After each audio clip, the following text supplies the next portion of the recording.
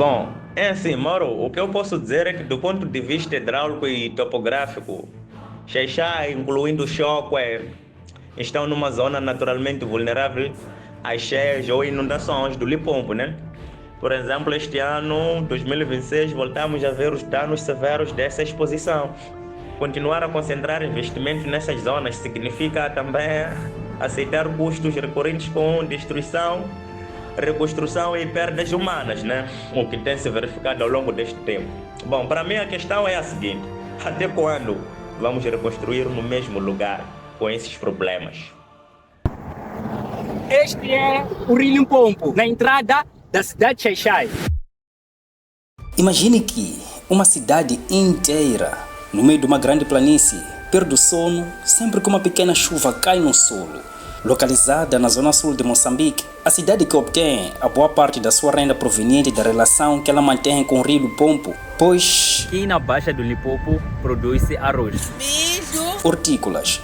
A cidade de Xai-Xai ocupa cerca de 135 km², mas dentro desse território existe uma divisão fundamental: a Zona Alta e a antiga Zona Baixa, construída junto ao Vale do Limpopo e é onde estamos agora. A vida neste lugar parece absolutamente normal, até você descobrir o que aconteceu aqui.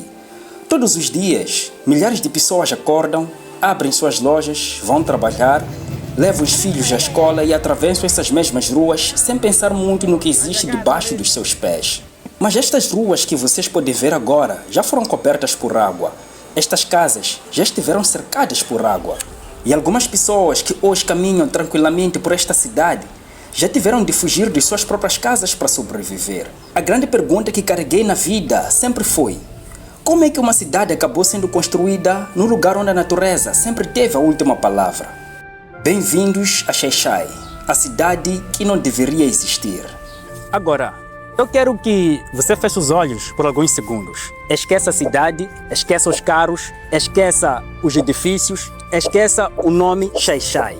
Agora, imagine que você está exatamente aqui, mas há centenas de anos atrás. Sem eletricidade, sem pontes, sem estradas, sem prédios no horizonte. E existe apenas esta terra, um rio que corre diante de ti e não tens medo dele. E antes da chegada dos portugueses, já existiam comunidades vivendo nesta região. As populações de língua e cultura tsonga estavam ligadas à terra, à agricultura e ao rio. E aqui está uma grande diferença entre o mundo de ontem e o mundo de hoje. Porque as comunidades antigas não precisavam de transformar esta cidade para que ela pudesse ter valor. Porque o rio já tinha valor, a agricultura já tinha valor, a pesca já tinha valor. E o conhecimento desta paisagem era transmitido de geração em geração. E o rio não era apenas uma luz de cor azul no mapa. Isso tudo era parte das suas vidas. Então, a pergunta é: quem eram as comunidades que viviam na região antes da presença colonial? Temos os povos Khoisan, foram os primeiros habitantes, caçadores e recoletores nômadas da região sul de Moçambique antes de serem absorvidos e deslocados. Após isso, entre os séculos I e IV depois de Cristo, tivemos os povos Bantus, que fixaram-se no Vale do Limpopo, introduzindo a agricultura, a pesca, a recoleção e a metalurgia de ferro. E talvez seja aqui que nós precisamos de dar uma pausa, porque aquelas comunidades, elas não precisavam ocupar a planície como uma concentração urbana permanente, porque eles tinham outra relação com o território. Conheciam os ciclos, conheciam a terra, conheciam o rio, conheciam as épocas e, acima de tudo, não tentavam transformar essa planície numa cidade. Mas esta região não ficaria isolada para sempre. Durante o século XIX, o sul da África passou por enormes transformações políticas e militares. Populações deslocaram-se, reinos cresceram, outros desapareceram, novas estruturas de poder surgiram. E a região do Limpopo entrou num período de mudanças profundas. É neste contexto que surge o estado de Gaza, associado à expansão Soxangan, conhecido também como Manicus. Um novo poder passou a controlar os vastos territórios. Comunidades diferentes passaram a ser incorporadas, submetidas ou reorganizadas dentro dessa estrutura. A região que hoje conhecemos como Gaza começava a adquirir uma nova dimensão política. Mas ainda não existia a cidade que estamos à procura. Lembre-se, ainda não existia João Belo, ainda não existia Xai-Xai, e o Limpopo continuava sendo o Limpopo. Um tempo depois destes eventos, os portugueses chegaram nesta região e não encontraram uma terra vazia. Encontraram sociedades, encontraram autoridades, encontraram rotas, encontraram agricultura, encontraram uma economia local. Mas o olhar colonial sobre este território era bem diferente. A terra podia ser administrada, a produção podia ser organizada, os caminhos podiam ser transformados em estrada, os rios podiam ser aproveitados, os centros populacionais podiam ser criados para servir uma nova estrutura administrativa e econômica. Em 1897, aparece oficialmente um nome que vai entrar na história, Xai-Xai, e esta povoação foi fundada no mesmo ano. Mas eu quero que repares uma coisa. A fundação de uma povoação não significa que a vida tenha começado naquele momento. Isso significa que o poder colonial decidiu formalizar um novo centro neste território. Agora precisamos avançar algumas décadas, porque foi aqui que Xai-Xai começou a deixar de ser apenas uma povoação administrativa. E é isso aí, pessoal. O Vale do Limpopo começou a ser encarado como uma alta oportunidade. Havia água, terra, agricultura e produção.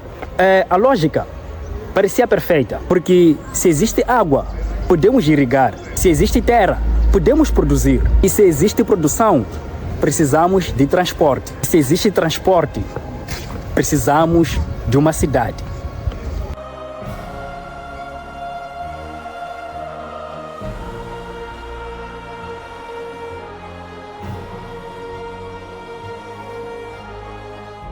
É aqui que aparece Antônio Trigo de Moraes, engenheiro e planeador, um dos principais nomes associados ao projeto do Colonato do Limpopo.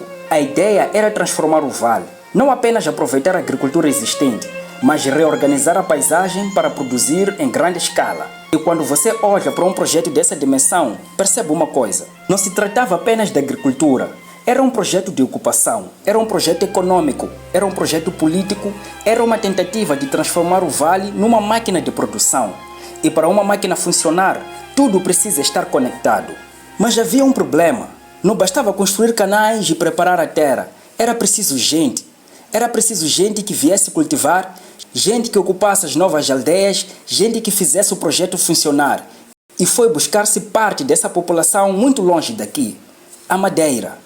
Entre 1960 e 1962, foram recrutados 82 famílias madeirenses, num total de 580 pessoas para o Colonato de Limpopo. Imaginem isso, pessoas vivendo numa ilha do Atlântico. Para algumas dessas famílias, aquilo significava uma oportunidade, terra, trabalho, uma possibilidade de começar novamente. Mas existe outra história que não pode ser escondida, porque aquela terra não estava vazia. Ou seja, enquanto algumas pessoas chegavam para começar uma nova vida, outras pessoas eram obrigadas a abandonar uma vida que já existia ali. Agora chegamos a uma pergunta que estava escondida desde o primeiro minuto. Por que a cidade de Xai-Xai precisava estar aqui?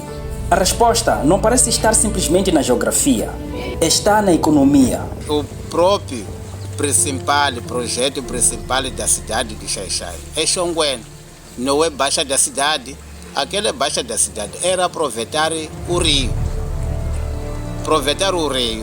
e aproveitar a riqueza da machamba, porque havia muita produção da machamba. Então, os colonos deixaram a construir através da riqueza da machamba. Então, se aproveitava ali para criar navio, barco.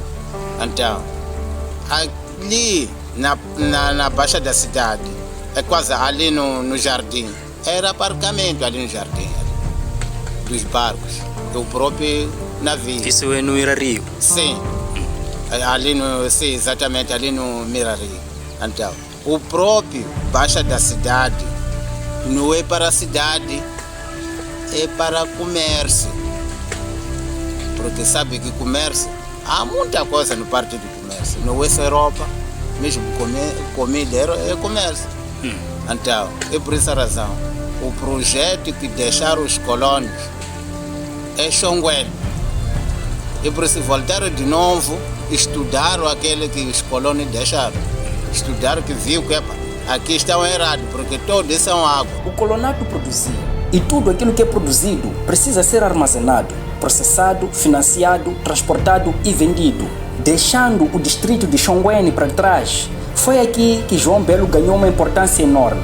A cidade precisava funcionar como a cabeça administrativa e comercial daquele sistema. A localização junto ao rio deixava de ser apenas uma característica geográfica, era uma vantagem logística. E aqui está a ironia. O mesmo rio que representava um risco também era parte da razão pela qual aquele lugar tinha valor. A cidade precisava do rio, a agricultura precisava do rio, o transporte dependia do rio, a economia precisava deste rio e, ao mesmo tempo, a cidade precisava se proteger dele. E então acabou chegando o momento em que Xai-Xai descobriria quanto valeria a sua estrutura. A cidade de Xai-Xai é uma cidade bonita, com belas vistas para quem olha bem fundo, né? Mas olhando que aquilo que tem sido os últimos acontecimentos, de alguma forma é uma cidade muito perigosa para o comércio, assim como para a sua própria os residentes. Porque o que temos visto hoje em dia é tipo, hoje você dormiu, amanhã já sair a correr, porque as águas estão aí a chegar. Então, de alguma forma, eu acredito que devia existir o lema de usar isto não mais como uma cidade habitacional, né? Mas usasse a baixa da cidade para outros fins. O ano era 2000. Primeiro veio a chuva, depois veio mais chuva. E em algum lugar, muito longe daqui, a água começava a descer pelo sistema do Limpopo. A água simplesmente continuou avançando. O nível começou a subir pouco a pouco, até que deixou de ser uma cheia comum e tornou-se uma emergência.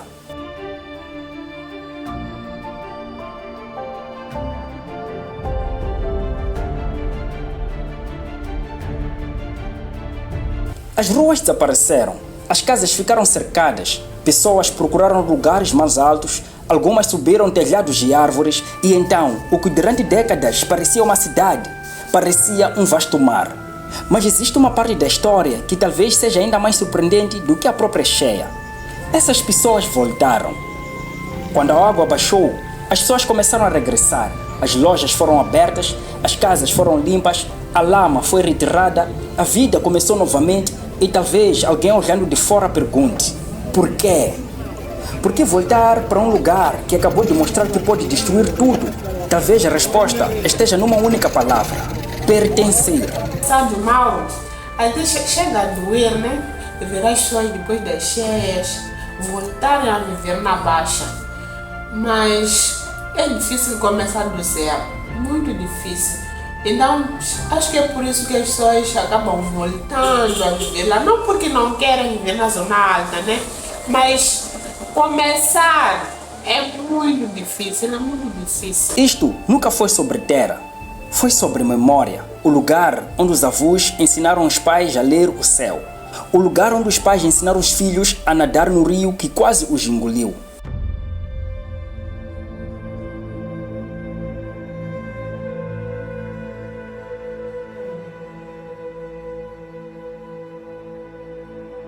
Xai-Xai não vence o rio, nunca venceu. Aprendeu a negociar com ele. Aceitou o que poucos têm coragem de aceitar, que se pode amar aquilo que um dia pode tirar tudo. O Limpopo vai voltar a subir. Isso não é possibilidade, é uma certeza. E mesmo assim, as portas vão reabrir, porque existe uma coragem que não faz barulho. A coragem de voltar de novo e de novo. A verdadeira fundação desta cidade nunca esteve nos diques. Nunca esteve nos planos coloniais que sonharam controlar o incontrolável. Esteve nas pessoas que, mesmo depois de perder tudo, escolheram chamar este lugar de lar.